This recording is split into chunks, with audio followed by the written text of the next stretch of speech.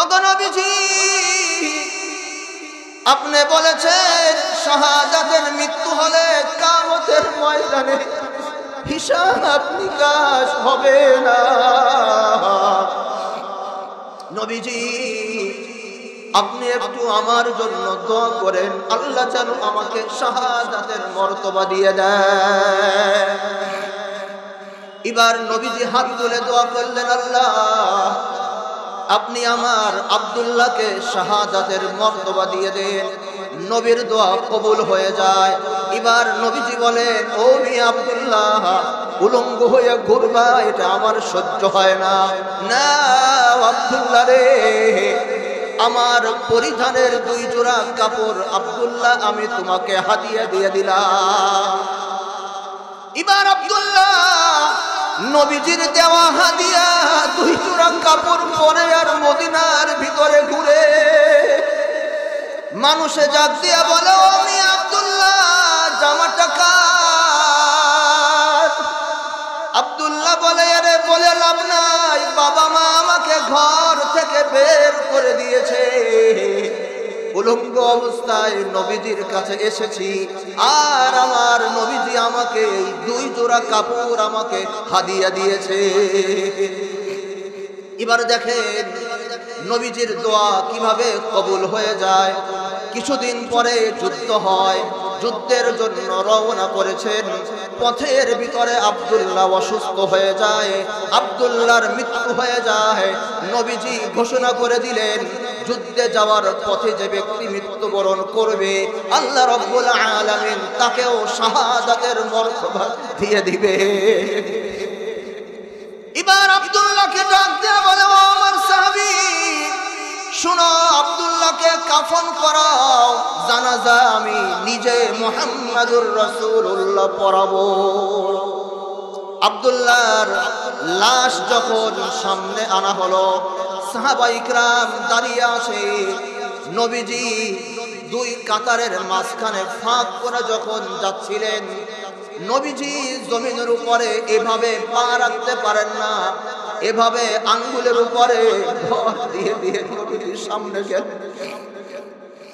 সাহাবা ইকরাম ডাক দিয়ে বলে, ওগো আমার নবীজি, হায় রে হায়, আপনার পার ভিতরে কি হলো যে আপনি পার উপরে ভর করে হাঁটতে পারছেন না? নবীজি বলে, আরে পাগলের দল, না না, আমার পায়ের ভিতরে কিছু হয়নি, আমার আব্দুল্লাহর জানাজার ভিতরে আল্লাহ রাব্বুল আলামিন আসমান থেকে এত পরিমাণ ফেরেশতা পাঠিয়েছে, তোমরা দেখো না, তোমরা জানো না, আমি দেখছি আব্দুল্লাহর জানাজার ভিতরে এত পরিমাণ ফেরেশতা এসেছে, এতে পা রাখবো, পা রাখার পরিমাণ জায়গা জমিনের ভিতরে নাই। পবিত্র কালামুল্লাহ শরীফ থেকে ছোট্ট একখানা আয়াতে কারিমা তেলাওয়াত করেছি।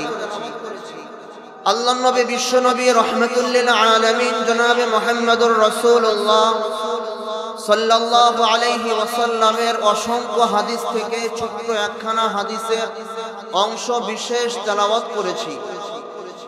যদি কিনা আল্লাহ রাব্বুল আলামিন আমাকে আপনাকে তৌফিক দান করেন, তাহলে আলোচ্য আয়াতের উপরে নির্দিষ্ট সময়ের ভিতরে আলোচনা শেষ করব। ওমা তাওফীকি ইল্লা বিল্লাহ। প্রথমে আপনাদের কাছে কয়েকটা প্রশ্ন করি। আচ্ছা, সবাই বলেন তো, আমাদেরকে কে সৃষ্টি করেছেন? আরো জোরে, কে সৃষ্টি করেছেন? কেন সৃষ্টি করেছেন? বলেন বলেন। হ্যাঁ, ওয়ামা খালাকাতুল জিন্না ওয়াল ইনসা ইল্লা লিয়াবুদুন। এক নম্বর হলো, আল্লাহ রাব্বুল আলামিন আমাকে আপনাকে সৃষ্টি করেছেন নাকি অন্য কেউ সৃষ্টি করেছেন? আওয়াজ করতে হবে। আল্লাহ পাক আমাদেরকে সৃষ্টি করেছেন নাকি অন্য কেউ আমাদেরকে সৃষ্টি করেছেন? নাকি আমরা বানর থেকে এমনে সামনে এভাবেই প্রাকৃতিক ভাবে আমরা মানুষ রূপে ধারণ করেছি? কোনটা? কথা বলেন। আল্লাহ রাব্বুল আলামিন আমাদেরকে সৃষ্টি করেছেন। কারো সন্দেহ আছে? কি বলেন, কারো সন্দেহ আছে? এক নাম্বার, আল্লাহ পাক আমাদেরকে সৃষ্টি করেছেন। দুই নাম্বার হলো কেন সৃষ্টি করেছেন, উদ্দেশ্য আছে কিনা বলেন। হ্যাঁ, প্রথম কথা হলো আল্লাহ পাক আমাকে আপনাকে সৃষ্টি করেছেন। পৃথিবীতে যত জিনিস সৃষ্টি হয়, বিজ্ঞানীরা যত জিনিস সৃষ্টি করেছে, আবিষ্কার করেছে, প্রত্যেকটা জিনিস সৃষ্টির পিছনে, আবিষ্কারের পিছনে উদ্দেশ্য আছে না নাই? কথা বলে, উদ্দেশ্য আছে না নাই? ঠিক ওরকম ভাবে আল্লাহ রাব্বুল আলামিন আমাকে আপনাকে যে সৃষ্টি করেছেন, আল্লাহ পাকের একটা উদ্দেশ্য আছে কিনা? কথা বলে, আছে কিনা? প্রথম কথা হলো যে আল্লাহ রাব্বুল আলামিন আমাদেরকে সৃষ্টি করেছেন। কিভাবে সৃষ্টি করলেন? আল্লাহ পাক অন্য আয়াতে বলেন, লাকাদ খালাকানাল ইনসানা ফি আহসানি তাকওয়ীম।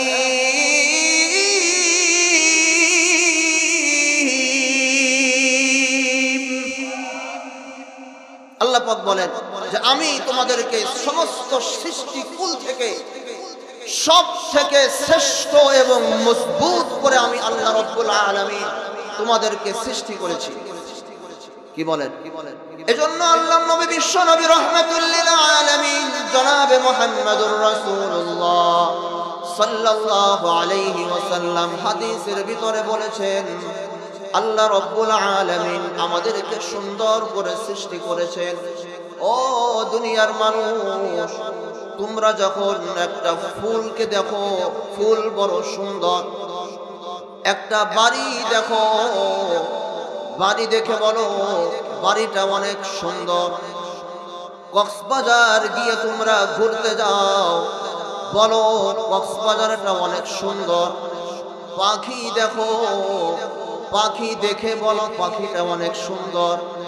রাস্তা বানানো হয়েছে, রাস্তা দেখে বলো রাস্তাটা অনেক সুন্দর। কিন্তু আল্লাহ রাব্বুল আলামিন ডাক দিয়ে বলেন, ওরে দুনিয়ার মানুষ, রাস্তা যে আমি সুন্দর করে বানিয়েছি এটা আমি কোরআনের ভিতরে উল্লেখ করিনি, আমি আল্লাহ বলিনি। পাখি পাখি ডাক দিয়া বলে, ও দুনিয়ার মানুষ, তোমরা আমি পাখিকে দেখে বলো পাখি আমি অনেক সুন্দর। কিন্তু আমি পাখি যে সুন্দর এই কথা আল্লাহ পাক কোরআনের ভিতরে উল্লেখ করেনি। কিন্তু দুনিয়ার মানুষ তোমরা শুনে নাও, আল্লাহ রাব্বুল আলামিন তোমাদেরকে যে সুন্দর করে সৃষ্টি করেছেন এ কথা আল্লাহ পাক কোরআনের ভিতরে ঘোষণা করে দিয়েছে। ওয়ামা খালাকাতুল জিন্না ওয়াল ইনসা ইল্লা লিয়াবুদুন।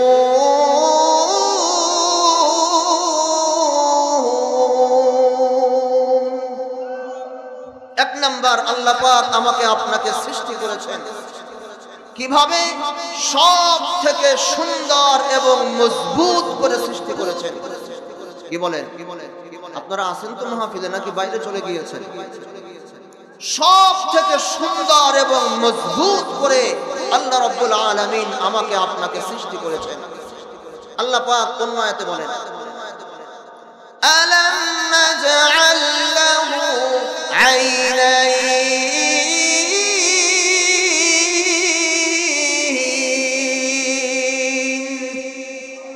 ও দুনিয়ার মানুষ, আমি কি তোমাকে চক্ষু দান করিনি? আলাম নাজআল লাহু আইনাইন, আমি কি তোমাকে চোখ দান করিনি?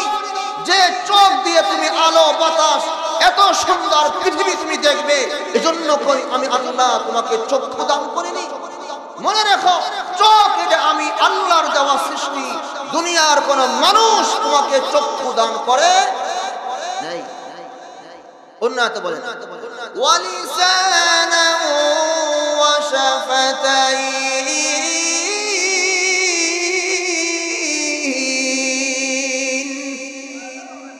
ওয়ালিসানান ওয়া শাফাতাইন। বান্দা আমি কি তোমাকে ঠোঁট এবং জিহ্বা আমি তোমাকে দান করিনি? কে দান করলো? আল্লাহ। কেন দান করেছেন? হাত আল্লাহর দেয়া, পা আল্লাহর দেয়া, চোখ আল্লাহর দেয়া, কান আল্লাহর দেয়া, দিমাগ আল্লাহর দেয়া, বুদ্ধি আল্লাহর দেয়া। আমার মাথার তালু থেকে নিয়ে পা পর্যন্ত যা কিছু আছে সব মহান আল্লাহ পাকের দেওয়া, ঠিক কিনা বলেন? জানার কথা হলো আল্লাহ পাক যে আমাকে এত সুন্দর করে সৃষ্টি করলেন, এটার পিছনে কোনো উদ্দেশ্য আছে কিনা বলেন? কথা বলেন। আপনি একটা গাছ লাগিয়েছেন, গাছ লাগানোর পেছনে একটা উদ্দেশ্য আছে কিনা বলেন? গাছ লাগানোর পেছনে একটা উদ্দেশ্য আছে কিনা বলেন?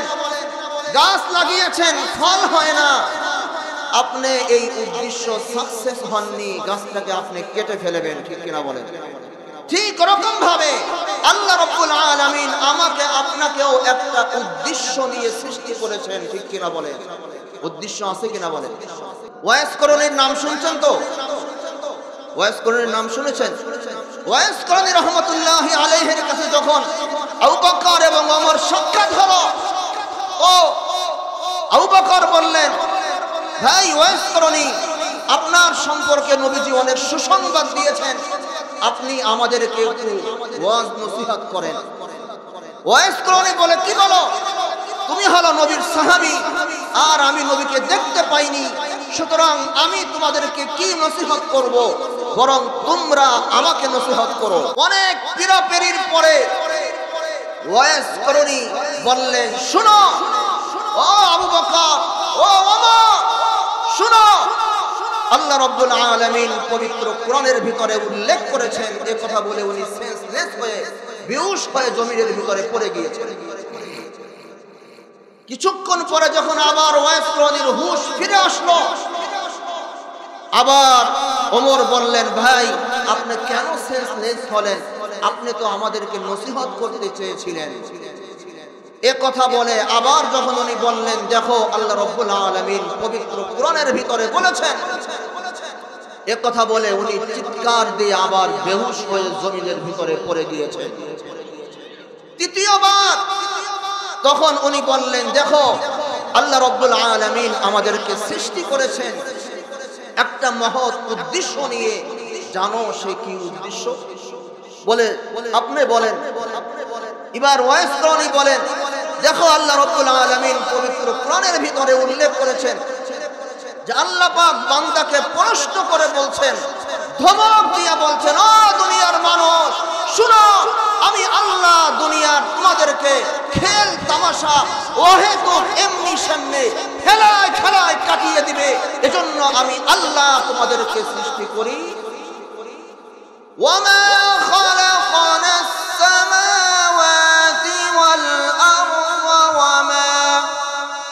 ওয়ামা বাইনাহুমা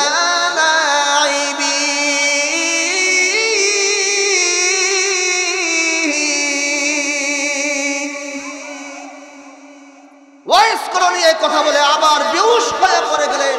আবু বকর, ওমর রাদিয়াল্লাহু তাআলা আনহু উনরা কাঁদতে কাঁদতে উনাকে আবার হুঁশ ফিরে আনলেন। তার মানে হলো আল্লাহ পাক আমাকে আপনাকে একটা উদ্দেশ্য নিয়ে সৃষ্টি করেছেন। কি উদ্দেশ্য? ইল্লা লিয়াবুদুন,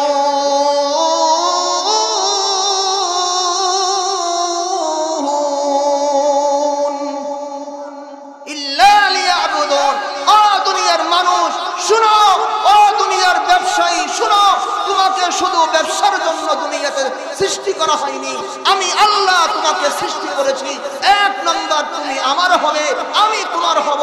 আমার ইবাদত বন্দেগী করার জন্য তোমাকে সৃষ্টি করা হয়েছে। এজন্য এক নম্বরে তুমি মুসলিম, তুমি মুমিন, তুমি আল্লাহর বান্দা, এরপরে তুমি ব্যবসায়ী। কথা বলে, ও দুনিয়ার ক্ষমতাধররা শুনে নাও, তোমার দুনিয়ার উদ্দেশ্য, তোমাকে সৃষ্টি করার উদ্দেশ্য, তোমার জীবনের উদ্দেশ্য শুধু ক্ষমতা না। ও শিক্ষাবিদ শোনো, তোমার দুনিয়ার উদ্দেশ্য শুধু শিক্ষা নয়। ও ছাত্র শুনে নাও, তোমার উদ্দেশ্য শুধু শিক্ষা আর দীক্ষা নয়, বরং তুমি স্টুডেন্ট, তুমি আগে হলো আল্লাহর বান্দা, এরপর হলো তুমি ছাত্র। কথা বলে ওয়ামা খালাকাতুল জিন্না ওয়াল ইনসা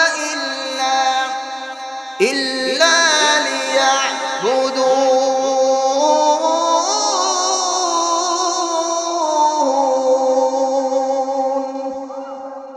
আমি আল্লাহ তোমাদেরকে সৃষ্টি করেছি একমাত্র আমি আল্লাহর গোলামি করার জন্য। ঠিক কিনা বলে? এজন্য আল্লাহ নবী বিশ্ব নবী রাহমাতুল লিল আলামিন জনাবে মুহাম্মদুর রাসূলুল্লাহ সাল্লাল্লাহু আলাইহি ওয়াসাল্লামের সাহাবী হযরতে আব্দুল্লাহ রাদিয়াল্লাহু তাআলা আনহু শীতের দিন গভীর রজনীতে উলঙ্গ হয়ে নবীজির রওজায়ে আতহারের সামনে জীবিত অবস্থায়, আগে যেখানে নবীজির ঘর ছিল এখন রওজায়ে আতহার, নবীজির ঘরের সামনে কনকনে শীতের ভিতরে একজন যুবক দাঁড়িয়ে আছে। শরীরের ভিতরে পোশাক নেই, কোনো মতে গামছা গুমছা দিয়ে লজ্জা স্থান ঢেকে রেখেছে, কুরুমুরু দিয়ে দাঁড়িয়ে আছে। নবীজি যখন নামাজের জন্য উঠলেন, ফজরের নামাজ পড়তে, তাকিয়ে দেখে একজন যুবক অন্ধকার রাত্রে, শীতের রাত্রে, কনকনে শীতের ভিতরে খালি গায়ে উলঙ্গ হয়ে দাঁড়িয়ে আছে। নবীজি ডাক দিয়া বললেন, ও যুবক, তুমি কে? এত গভীর রাত্র উলঙ্গ হয়ে দাঁড়িয়ে আছো, পরনে কোনো কাপড় নেই।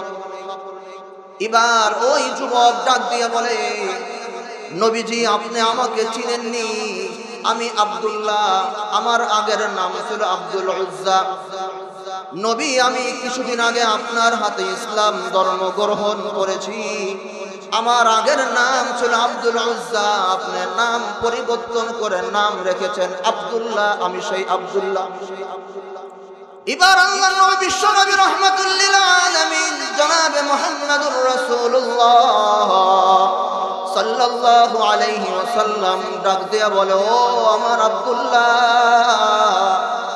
তুমি তো ধনী ব্যক্তির ছেলে, তোমার বাবা ব্যবসায়ী, তুমি ব্যবসায়ীর ছেলে, তুমি তো সকালে কাপড় পরিধান করতে, বিকালে আবার ওই কাপড় চেঞ্জ করতে, বিকালে কাপড় পরতে, পরের দিন সকালে আবার সেই কাপড় চেঞ্জ করে ফেলতে। কি হলো আজকে কনকনে শীতের ভিতরে তুমি উলঙ্গ হয়ে দাঁড়িয়ে আছো, কি সমস্যা আব্দুল্লাহ বলো? এবার আব্দুল্লাহ বলে, ওগো নবীজি, আমি ইসলাম ধর্ম গ্রহণ করেছি, আপনার দরবারে আসা যাওয়া করি, এই অপরাধে আমার পরিবারের সব লোকজন আমাকে নিয়ে বৈঠক বসেছে, বৈঠক বসে আমাকে জানিয়ে দিয়েছে হয়তো মুহাম্মাদের দরবার ছাড়তে হবে, আল্লাহর দরবার ছাড়তে হবে, অন্যথায় আমাদের ধন সম্পদ থেকে আমি তোমাদেরকে ত্যায্যপত্র করে দিব, তোমাকে আমরা ওয়ারিসচ্যুত করে দিব, জায়গা জমির কোনো ভাগ তুমি পাবে না, আমরা বাবা মায়ের পরিচয় তুমি দিতে পারবে না। ওগো নবীজি, আমি পরিষ্কার জানিয়ে দিয়েছি আমি বাবা ছাড়তে পারি, ও নবীজি আমি মাকেও ছাড়তে পারি, আমি ধন সম্পদ ছাড়তে পারি, সব কিছু আমি ছাড়তে পারবো, কিন্তু আমি আল্লাহ এবং আল্লাহর রাসূলকে আমি ছাড়তে পারবো না। নবীজি, আমি পরিষ্কার জানিয়ে দিয়ে এসেছি, একথা যখন আমি বলেছি, আমার বাবা আমার ঘর, আমার শরীর থেকে কাপড় চোপড় খুলে রেখেছে, আমাকে বলে দিয়েছে যাও এই মুহূর্তে তুমি ঘর থেকে বের হয়ে যাবে। আর শুনো, তোমার শরীরে যেই পোশাক কাপড় চোপড় গুলো আছে এগুলো আমাদের, এগুলো খুলে দিয়ে যাও। নবীজি সবগুলো যখন খুলে রেখেছে আমাকে বাড়ির থেকে বের করে দিয়েছে। নবীজি বাড়ির থেকে বের হওয়ার পরে গেটের সামনে আমি দাঁড়িয়ে আমি আমার মাকে বললাম, ও গো মা, আমি বাড়ির থেকে বের হয়ে গেলাম, আমার কোনো সমস্যা নাই। মদিনাতে গিয়ে যদি নবীজির চেহারার দিকে আমি তাকিয়ে থাকি আমার সব কষ্ট ভুলে যাব। মা গো, ও মা, কিন্তু একটা কথা, এই লজ্জা স্থান না থেকে উলঙ্গ অবস্থায় কিভাবে নবীর দরবারে যাব? এটা আমার দ্বারা সম্ভব না মা। দয়া করে একটা কাপড় দিবেননি, যেই কাপড়টা আমি লজ্জা স্থানে পেয়েছি আমি আমার নবীর দরবারে গিয়ে হাজির। নবীজি আমার মা আমাকে একটা কাপড় দিল, ওই কাপড়টাকে আমি ঢেকে আপনার দরবারে এসেছি। নবীজি আমি আর কোনোদিন আপনার দরবার থেকে যাব না, দয়া করে আপনি একটু আপনার দরবারে আমার জন্য জায়গা করে দে। এবার নবীজি বলেন, ও আমার আব্দুল্লাহ, শুনো, আসো আমার ঘরে, তুমি আসো। এখন তাহাজ্জুদের সময় চলছে, বলো রে আব্দুল্লাহ, তোমার কোনো কিছু চাওয়ার আছেনি? আজকে আমি নবী তোমাকে উদ্দেশ্য করে আল্লাহর কাছে যা চাবো আমার আল্লাহ আজকে তাই দিয়ে দিবে। আব্দুল্লাহ বলে, ওগো নবীজি, দুনিয়ার কোনো কিছু আমার আশা আকাঙ্ক্ষা নেই, দুনিয়ার স্বাচ্ছন্দ্য, দুনিয়ার রাজা বাদশাহী এগুলো আমি চাই না। তবে আপনার জবান থেকে আমি শুনেছি আপনি বলেছেন শাহাদাতের মৃত্যুবরণ করলে কিয়ামতের ময়দানে আল্লাহ পাক কিছু জিজ্ঞাসা করবেন না। ওগো নবীজি, আপনি বলেছেন শাহাদাতের মৃত্যু হলে কিয়ামতের ময়দানে হিসাব নিকাশ হবে না। নবীজি আপনি একটু আমার জন্য দোয়া করেন, আল্লাহ যেন আমাকে শাহাদাতের মর্তবা দিয়ে দেয়। এবার নবীজি হাত তুলে দোয়া করলেন, আল্লাহ আপনি আমার আব্দুল্লাহকে শাহাদাতের মর্তবা দিয়ে দেন। নবীর দোয়া কবুল হয়ে যায়। এবার নবীজি বলেন, ও মিয়া আব্দুল্লাহ, উলঙ্গ হয়ে ঘুরবা এটা আমার সহ্য হয় না। না আব্দুল্লাহ রে, আমার পরিধানের 2 জোড়া কাপড় আব্দুল্লাহ আমি তোমাকে হাদিয়া দিয়ে দিলাম। এবার আব্দুল্লাহ নবীজির দেওয়া হাদিয়া 2 জোড়া কাপড় পরে আর মদিনার ভিতরে ঘুরে মানুষে জাগ দিয়া বলে, ও মিয়া আব্দুল্লাহ, জামাটা কার? আব্দুল্লাহ বলে, আরে বলে লাভ নাই, বাবা মা আমাকে ঘর থেকে বের করে দিয়েছে, উলঙ্গ অবস্থায় নবীজির কাছে এসেছি, আর আমার নবীজি আমাকে 2 জোড়া কাপড় আমাকে হাদিয়া দিয়েছে। এবার দেখেন নবীজির দোয়া কিভাবে কবুল হয়ে যায়। কিছুদিন পরে যুদ্ধ হয়, যুদ্ধের জন্য রওনা করেছেন। পথের ভিতরে আব্দুল্লাহ অসুস্থ হয়ে যায়, আব্দুল্লাহর মৃত্যু হয়ে যায়। নবীজি ঘোষণা করে দিলেন, যুদ্ধে যাওয়ার পথে যে ব্যক্তি মৃত্যুবরণ করবে আল্লাহ রাব্বুল আলামিন তাকেও শাহাদাতের মর্তবা দিয়ে দিবে। এবার আব্দুল্লাহকে ডাক দিয়ে বলে, ও আমার সাহাবী, শুনো, আব্দুল্লাহকে কাফন করাও, জানাজা আমি নিজে মুহাম্মাদুর রাসূলুল্লাহ পড়াবো। আব্দুল্লাহর লাশ যখন সামনে আনা হলো, সাহাবায়ে ইকরাম দাঁড়িয়ে আসে। নবীজি 2 কাতারের মাঝখানে ফাঁক করে যখন যাচ্ছিলেন, নবীজি জমিনের উপরে এভাবে পা রাখতে পারেন না, এভাবে আঙ্গুলের উপরে ভর দিয়ে দিয়ে নবীজির সামনে গেলেন। সাহাবায়ে ইকরাম ডাক দিয়া বলে, ওগো আমার নবীজি, হায় রে হায়, আপনার পার ভিতরে কি হলো যে আপনি পার উপরে ভর করে হাঁটতে পারছেন না? নবীজি বলে, আরে পাগলের দল, না না, আমার পায়ের ভিতরে কিছু হয়নি। আমার আব্দুল্লাহর জানাজার ভিতরে আল্লাহ রাব্বুল আলামিন আসমান থেকে এত পরিমাণ ফেরেশতা পাঠিয়েছে, তোমরা দেখো না, তোমরা জানো না। আমি দেখছি আব্দুল্লাহর জানাজার ভিতরে এত পরিমাণ ফেরেশতা এসেছে, পা রাখবো, পা রাখার পরিমাণ জায়গা জমিনের ভিতরে নাই। ওরে আল্লাহ রে, একজন সাহাবী ডাক দিয়া বলেন, ওগো নবীজি, এই জানাজা যদি আব্দুল্লাহর না হয়ে এই জানাজা যদি আমার হতো, কতই না মজাদার ভালো হতো। নবীজি জানাজার নামাজ পড়ালেন। পড়ানোর পরে নিয়ম হলো, বাবা মারা গেলে সন্তান কবরে নামে, সন্তান মারা গেলে বাবার কবরে সন্তান নামে, মা মারা গেলে সন্তান কবরে নামে, বাবা নামে, আত্মীয় স্বজন নামে।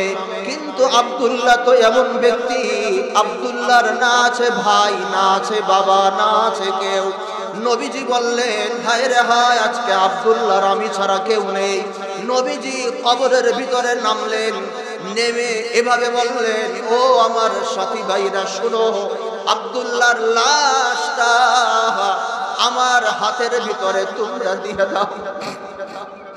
এবার আব্দুল্লাহর লাশ তখন নবীজির হাতে দেওয়া হলো।